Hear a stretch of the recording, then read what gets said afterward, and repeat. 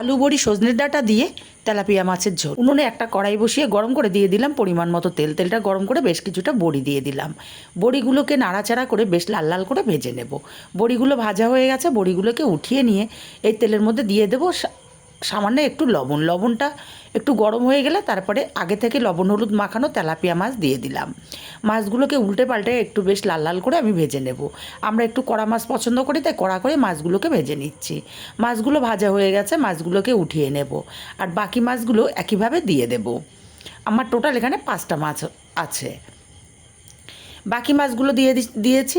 মাছগুলো ভাজা হতে থাক, ততক্ষণে মশলা করে নেবো। মিক্সচার জারে 1/2 চামচ জিরে আর দিলাম ঝাল অনুযায়ী কাঁচা লঙ্কা আর আদা মিহি করে পেস্ট করে রেডি করে নিয়েছি। আর এদিকেও মাছটা আমার ভাজা হয়ে গেছে, মাছটাকে উঠিয়ে নেব। এই তেলের মধ্যে ফোড়নে দিলাম 1/2 চামচ গোটা জিরে। ফোড়নটা ভাজা হয়ে গেলে লম্বা করে কেটে রাখা আলু দিয়ে দিলাম। আলুগুলোকে নাড়াচাড়া করে একটু লাল লাল করে ভেজে নিয়েছি। এখন এখানে দিয়ে দেবো একটা পেঁয়াজ কুচি। পেঁয়াজ কুচিটাকে দিয়েও আলুর সাথে একটু নাড়াচাড়া করে ভেজে নেব।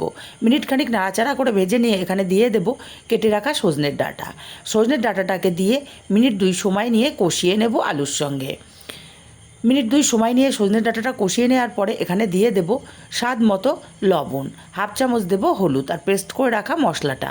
মিক্সচার জারটা ধুয়ে অল্প একটু জল দিয়ে সজনের ডাঁটার আলুটাকে মশলার সাথে মিনিট 5 টাইম নিয়ে কষিয়ে নিতে হবে। তারপরে দিয়ে দেব পরিমাণ মতো জল। জলটা দিয়ে নাড়াচাড়া করে মিশিয়ে দিয়ে ঝোলটাকে ফুটিয়ে নেব আলু আর সজনে ডাঁটা সেদ্ধ হওয়া পর্যন্ত। আলু আর সজনের ডাঁটা ভালো মতো সেদ্ধ হয়ে গেলে ভেজে রাখা বড়িগুলো দিয়ে দিলাম। বড়িগুলোকে দিয়ে নাড়াচাড়া করে 1 মিনিট ফুটিয়ে নিয়ে তারপর এখানে দিয়ে দেবো ভেজে রাখা মাছগুলো। ভেজে রাখা মাছগুলোকে দিয়ে 5 মিনিট ফুটিয়ে নেব। 5 মিনিট ফুটিয়ে নেওয়ার পরে নাড়াচাড়া করে মিশিয়ে নামিয়ে নিলেই কিন্তু রেডি সজনে ডাঁটা আলু বড়ি দিয়ে তেলাপিয়া মাছের ঝোল।